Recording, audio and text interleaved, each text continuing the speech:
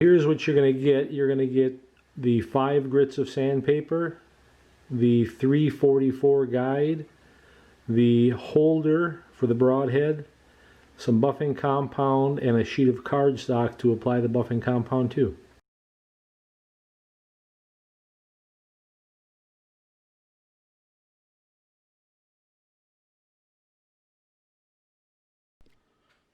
Regardless of the 3-blade head that you're going to sharpen, the process is the same. You'll want to load a head into the holder, insert 1 blade into the slot, the threaded portion into the bottom with the hole. I like to tip it over for safety reasons, insert it. You'll probably see a little bit of the broadhead thread sticking out of the back. Now you've got a safe means of holding it while you're sharpening. As you finish one set of blades, I push down on the bottom. That frees it so that I can take it out, give it a turn, put the next blade in, and the same process. Make sure it's seated well. You've got this to hold by rather than the blade. You've got some shields to protect your fingers while you're going through the sharpening process. Once the blade is loaded in the holder, slide whatever grit sandpaper you're going to be using underneath the dowels, and you get to use 100% of the sheet. Always start with your most coarse sandpaper. Hold your broadhead in the holder.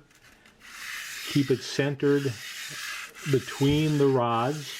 Stroke back and forth, and when you've got 100% cleanup, you can remove the broadhead from the holder, switch its position, repeat that. Now as you go through each grit, you're going to eventually develop a burr that you should be able to feel. That's your signal to pull that head out, give it 1 blade's rotation, and do that. Your sandpaper is sacrificial and will of course wear out over time. Simply advance the sheet to a new position. As you go, you will eventually consume the entire sheet of sandpaper with that grit. So we're going to be shipping it with 240, 400, 800, 1200, 2500 grit.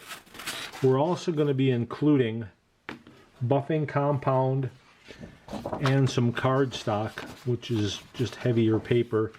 And you'll follow the same process. You'll insert the cardstock underneath, and before you actually insert it, you would coat the cardstock with the buffing compound. Now, the difference between using the sheet with the buffing compound on it and the sandpaper is, with sandpaper you can go back and forth. With buffing compound, if you go forward, you risk cutting the paper or jabbing the point through it. So the preferred method is to just use a backward stroke. Now you can see already, I haven't put much buffing compound on there, but do you see how it's turning black? That's the buffing compound eroding the metal and polishing it up. So go through the coarse grits, 240, 400, 800, 1200, 2500. When you're done with all the grits, slide in a piece of cardstock, put some buffing compound on it ahead of time. It'll be a little easier. Use a pulling stroke. When you've gotten one side done, remove the head. Again, push down.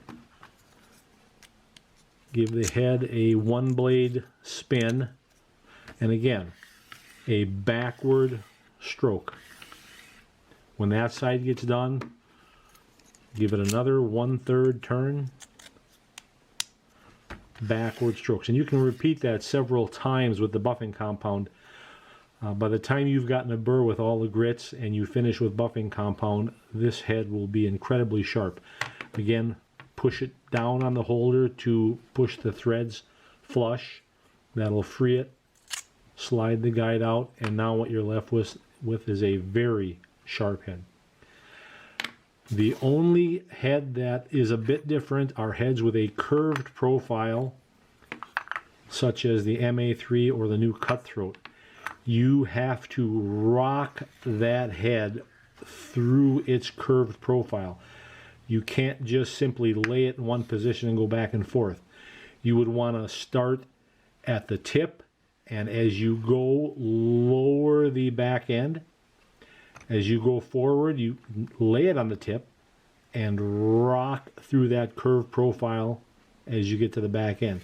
So it's a rocking motion because of the curve in the profile. The same is true with the MA. All the curved heads, you will have to employ a little rocking motion as you're advancing through the sandpaper.